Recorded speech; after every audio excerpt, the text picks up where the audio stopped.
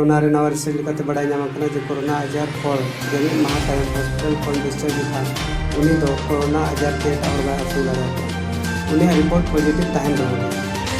researcher को मेनिता जे तीक्षा तायम corona वा किछु केस हॉर्मोरे ताहन गया उनाते रिपोर्ट दो पॉजिटिव हिजुआ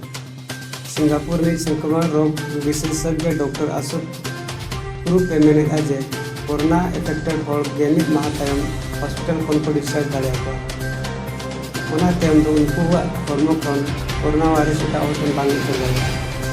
साउथ कोरिया रे centre for disease control and prevention विज्ञान थाली रे को रिसर्च शकात लेकाते को मेनेता जे इच्छा तायम जहां होला रिपोर्ट पॉजिटिव हिजुकना उना दो हॉर्मो रे कोरोना वायरस डेड पार्टिकल ताहन कना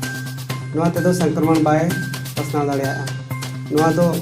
उनकान हॉल ठेन को रिसर्च शकाता जहां रिपोर्ट इच्छा तायम हो पॉजिटिव